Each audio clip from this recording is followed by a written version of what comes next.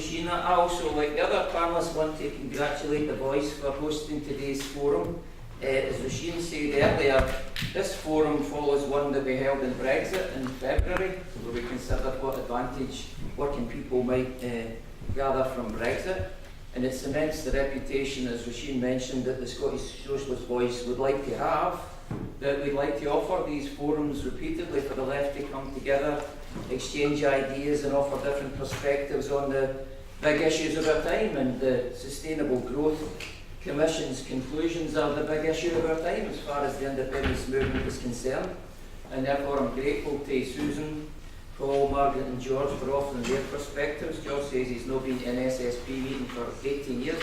This is actually a Scottish Socialist Voice meeting, so that will continue. I'm sure that they'll go along soon. The Sustainable Growth Commission's remit, and here it is, this is the 68-page summary version that I'm sure have you read. And it's subtitled, Scotland, the New Case for Optimism. I have to say, when I read it, I wasn't at all optimistic about persuading working class people in Scotland to support it. And it is, as George has rightly said there, the working class majority in Scotland that we need to persuade the case for independence if we're going to win it. That remains the case. And I wrote in the Scottish Left Review, I think George has an article, Tommy Shepherd, various other people had articles in the edition that came out following the publication of the Scottish Sustainable Growth Commission. Jim Cuthbert had one too. And I wrote, when I read this document, the overwhelming sense I had is it reminded me of Tony Blair's playbook in the 1990s. It reads exactly the same. It's selling you the same flexible labour market, inducements to big corporations, tax incentives for them, inducements to foreign capital to invest in Britain at a return to them. It struck me it's exactly the same model that we've gone through before and before and before. And I think it's, as Margaret said, this is classic neoliberal economic, this is 21st century capitalism. It's full of these references to an orthodoxy that worships at the high altar of the free market, manipulated by multinational corporations and banks. And it promises the privatisation of public services because it doesn't believe there's any role for the state in trade or the economy in the modern world. And they insist on the deregulation of those markets so they can maximise their profits. And they insist on the financialisation of economies governed by rules dictated, biased rules dictated by the World Trade Organisation and the IMF. That's the proposal that Andrew Wilson has laid out again. It's not novel. And it's not that attractive, I have to say. Tommy Shepherd, in his article in the Scottish Left Review, probably spoke for many when he concluded, mistakenly I believe, that this is the only show in town, that there isn't any alternative to 21st century neoliberal capitalism. And my feeling is that conclusion couldn't be more wrong. In the context of today, it's a model that's been rejected not just by our side, which I'll come to in a second, but it's been rejected increasingly by the multinational corporations and their economic gurus. If, like me, you read the Financial Times, because it's a pink paper, and I'm a pinko, even though it costs £2.70 a day at my news agents anyway, you read people like Martin Wolf. And Martin Wolf writes, with a desperation in his voice, that neoliberalism is dragging the world down to a democratic deficit. It leaves behind millions of people, and I should say, this will make George and other people in this audience, because I look at you and you're all about my age, nearly. Martin Wolf was in the Labour Party Young Socialists in the 1960s. In London, I was in the 1980s, 70s, in the Labour Party Young Socialists. And now, like others in the Labour Party Young Socialists, the Labour Party becomes a spokesperson, you know, an appealing, appliant spokesperson for the capitalist system. But if you read Martin Wolf, and you read Martin Jakes, the former editor of Marxism Today, now living in Hong Kong, they highlight the evidence that shows that the corporations are dissatisfied with the way neoliberal capitalism is working. It's not anywhere near as profitable as they were told it was going to be. It's nowhere near sustainable as it's going to be. But let them worry about their own system, because I think we need to be more worried about the reflection of the effects of neoliberal capitalism in the 21st century. And there is a widespread base of evidence which is glaring that there is huge popular opposition developing across the world to the consequences of this economic system. I need to refer to none other than last weekend's general election in Sweden, for example, where evidence was clear. You've seen the massive rise in support for a neo-fascist party in Sweden. To 18% of the vote, almost 1 in 5 of the population voted for a neo-fascist party with reprehensible racist ideology and points of view, victimising asylum seekers, etc. But in reality, demonstrating a disgust at the underlying neoliberal politics of Swedish social democracy, leading to the position where the Swedish Social Democratic Party had their worst general election result in 100 years. Because they're tied to a model in Sweden that sees a tiny rich elite who, for example, sold Volvo, a signature Swedish company, to the Chinese for billions and legged it. And the Swedish population, like we see in Britain, suffer a consequent increasing more and more thousands, millions of Swedes plunging into poverty because the welfare state that was built in that model, classic social democracy the world over, can no longer cope with the squeeze that's been felt under the neoliberal constraint that Sweden lives under. And I think the most important thing, I'm sure it dawned on you, Sweden last weekend, is yet another warning that there is no golden rule in politics that says popular opposition to 21st century capitalism has to come from the left. A warning to us all. A warning we learned before, not us here, but future generations in the 1930s, learned that the opposition to the status quo, popular mass opposition, didn't come to the left. The left was quenched, suppressed, defeated in that period, and it's a salutary lesson. But on the Scottish Sustainable Growth Commission's remedy for a stronger economy, sustainable public finances and a fairer society, that's what it sets down. Andrew Wilson, its author, writes, we need to keep pace with a fast-moving international trading and economic environment. Which on the face of it seems fine. Perfectly logical conclusion, except it turns out that this is to suggest we continue with trickle-down economics. The whole idea that we make richer corporations richer, somehow that trickles down to communities in the Inch and Craigmillar and Wester Hailes and Easterhouse and Arbler and others, and it's not been the case, as it's never been the case since this was invented 50 years ago. So whereas the growth and productivity improvements promised in Andrew Wilson's paper have been elusive and continue to be elusive, austerity has been the reality. Austerity, the great political crime of our age, which was to make working masses pay for a failure of the financial and capitalist system. And that's what we live in on a day-to-day basis. Indebtedness, I read this in the Financial Times yesterday, couldn't believe it, true. Indebtedness in the world economies, the advanced world economies, is now 260 trillion US dollars. That's indebtedness on the credit cards that we all have as personal debt, it's government debt, it's corporate debt, $260 billion. And they're now openly talking about whether Deng Xiaoping and Xi Jinping's model in China will not be brought to its knees by massive indebtedness in China itself. So I've been in politics for 40 years. George and Margaret, other comrades here would know that these promises of productivity growth and growth in the economy are repeated. It's the repeated cop-out of opportunist politicians often who say, well, I'm not increasing taxes for revenue for government because they're unpopular, and we can't make public spending cuts in the run-up to elections, so what we'll do is we'll posit the idea we can grow our way out of it. Don't have to raise taxes, don't have to cut expenditure, just grow like some mystical, magical fairy dust. And of course, the reality is, Scotland's growth levels are absolutely pish, as George said before, to use a George Kevin word. They're dismal. They're absolutely dismal. And they're perhaps only underpassed, if that's the word I'm looking for, by productivity levels.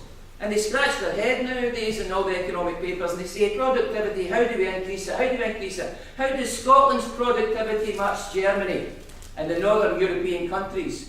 What do we do? Rasheen or Callum or that, you have to make more Americanos at Costas. You have to do more of your shopping at Safeways or Lidl's, etc. And of course what it's about is the German model is they have massive levels of investment of their profits every year in new technology, new techniques and new human working relationships. That's how you model productivity improvements. You don't go around with a whip in the steelworks and ask people, thrash them into working harder. It's about investment, it's about using profits, investing them in new techniques. And Germany's at the forefront of that. Certainly it's far, far way down the line than Britain has. We have capitalists in Scotland and Britain who are greedy, who want short-term profits today and bugger tomorrow. They're not interested. They get out of car factories and steelworks and all the rest of it, and they get the finance capital because it's about a short, sharp hedge fund kicking, returning their money. That's the fundamental problem with productivity in Britain and how poor it is in Scotland. That and the fact that we have a huge untapped 5.25 million people in Scotland. The overwhelming majority's potential is never tapped. It's never unleashed. It sits there in that oil well that nobody ever drills. Nobody goes into working class communities and unearths the great love, the passions, the abilities they have, whether it's vocational, whether it's musical, cultural, industrial, entrepreneurial. They're left to rot because they do the same cheap, stale, repetitive, low-paid, mundane, dismal jobs day after day after day. And these have consequences for productivity and growth. That's what we're actually talking about, an area that the socialist movement happens to know pretty well. And all I wanted to say in the debate, this debate across the left on the Sustainable Growth Commission is understandably, probably rightly focused a lot of it on the question of the currency and what currency should they have. And I remember I dug out this leaflet the Scottish Socialist Party produced in 2013 establishing the case for our own currency, precisely on the basis that the four speakers before us have said. You need to have control of your fiscal measures. You need to be able to stop the flight of capital, control your exchange rates, your interest rates, etc. Otherwise, you're at the mercy of events you no longer control. It therefore didn't surprise me that Andrew Wilson's conclusions on the currency chose the most conservative option of all, which is to leave those decisions to somebody else and blame it on somebody else, and then say, well, if only we had control of it, if the Bank of England would only give us a seat in the Monetary Policy Commission. It's a cop-out. It's a cop-out. And the argument for a currency of our own, actually, although many people in the no side used it as an excuse for voting no, underneath undermines the case for independence. If you don't have your own currency, your own independent currency, you're undermining the idea that you're standing on your own 2 feet, you're independent. You're still dependent if you give the control of sterlisation to the Bank of England. Yes, different once they're talking about. Maybe there's an idea. Oh, the front page can sterilise the Bank of England. the last couple of points I was going to make is one issue, and I think I spoke at a fantastic meeting in Pennycook. Norman was there, other people were there on Thursday night, relaunching Yes Pennycook. More than 100 people came out in the lashing rain. And I think it's to engage in these kind of issues. And it was a good meeting, humble, honest, and said we got it wrong in 2014. Our case was poor, our economic case was our Achilles heel. And it was an attempt, a genuine attempt to say we have to do better. And the Sustainable Growth Commission isn't the answer. One of the things we got wrong subsequent to 2014 was oil. The Yes movement let itself down badly by presenting no narrative, no explanation whatsoever of the oil industry and what was happening. The Yes side were left at the mercy of the No side saying, see, world volatility, the oil price, Scotland would be screwed if we're independent. The price of a barrel of oil went to $115 a barrel in 2014 to 24. It's now 80. It's now 80. And to me, the Yes side left itself wide open by saying nothing, when we should have pointed out the reason for the collapse was perfectly simple and straightforward. It was a worldwide conflict between OPEC, Saudi Arabian OPEC producers and North American frackers over market share. And they were battling for control of the market, and OPEC let it fall and fall in an attempt to drive the frackers out of business. What happened? American finance capital stood behind the frackers and said you can let it fall to nothing as far as we're concerned. We're keeping this industry, we're making America sustainable and self-sustainable in oil. So it's now failed as a strategy, it's back up to $80 a barrel. During that period of time, Norway, a country 5 minutes across the North Sea, if you had a similar size of population, weathered the storm completely. The world's biggest sovereign wealth fund, because they own their oil. They own the oil. They don't just get coppers for BP when it suits them, or Shell or Exxon Valdez. They own the oil, and that's what Scotland needs to have. Our case is to be oil. 90% of the countries in the world would give their back teeth for the oil that's still in the North Sea. It's a massive benefit for Scotland and will continue to be so for 50 years. The money, the reserves, the wealth that's generated there should be used for social, the provision of the programme that George has outlined and plenty of other things. in the next period. That's the message we should have put forward. It's the message we must now put forward, but we let too many wolves into our house with the proclamation, volatility, volatility. As if we didn't know 2008, finance capital, volatility. Look at volatility. We understand the nature of volatility. That's the nature of capitalism's DNA. These market, conflicts that are there. And I think the Sustainable Growth Commission has done us one service, however, and it has identified and revealed the central conflict between the left and the right in this movement, the independence movement. For the left, independence is about change, it's about transformation, it's about changing the Scotland today to the benefit of the vast majority of people here, the working class majority. That's, I can see everybody nodding their head, that's exactly where we go. For the right, however, it's about maintaining as much of the status quo as they possibly can.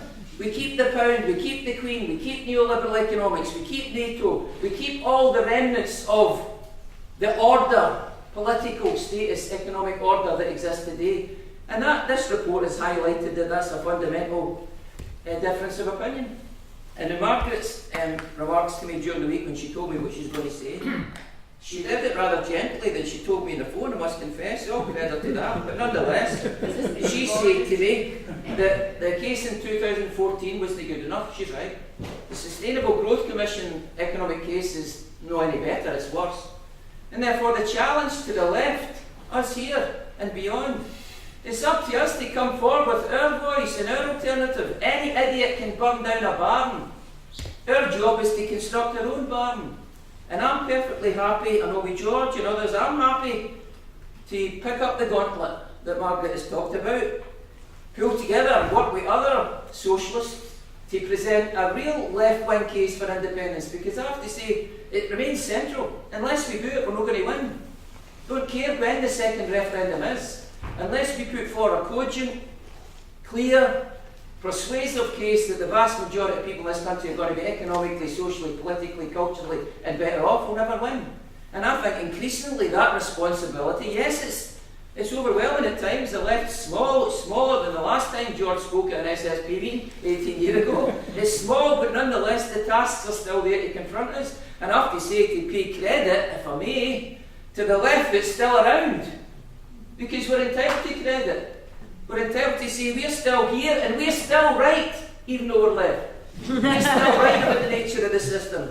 And I see independence, we've got to work out that programme. It should include a £10 an hour living wage to abolish the slave wages in this country, to abolish 0-hour contracts, to abolish the mass underemployment that is the new 21st century phenomenon. Replacing the mass unemployment in the 1980s, we now have mass underemployment in the 21st century. All these social ills, the idea that Margaret's children and grandchildren, my children, yours, can forget buying a house in Edinburgh, can forget buying a house anywhere in Scotland, can no longer get an affordable accommodation, that becomes the stark reality of this system, and we have to defeat that. So there's a long programme of things we can easily agree on. The question is, how do we get them? How do we pay for them? I used to be, before I was a full-time revolutionary socialist, 40 years ago, a chartered accountant. I used to say chartered accountancy drove me to Trotskyism. And one of the reasons, one of the things that chartered accountants do, in fact it's the only thing chartered accountants do, their job is to stop rich people paying taxes to HMRC. That's what they're for. I did it. I'm Colin. I'm guilty. I did it for 4 years and I couldn't stomach it anymore. And all these loopholes that are there, tax evasion, send your stuff to the Cayman Islands, Jersey, the Isle of Man, etc. Britain represents the world's biggest tax dodger. From its days of the Empire, we Caribbean island, nobody lives there. Fill it through a few old boxes with empty accounts for banks and companies who don't pay any taxes in Britain. These things we know to be true. They know them to be true. The left has never, ever seriously said we're going to stop that from happening.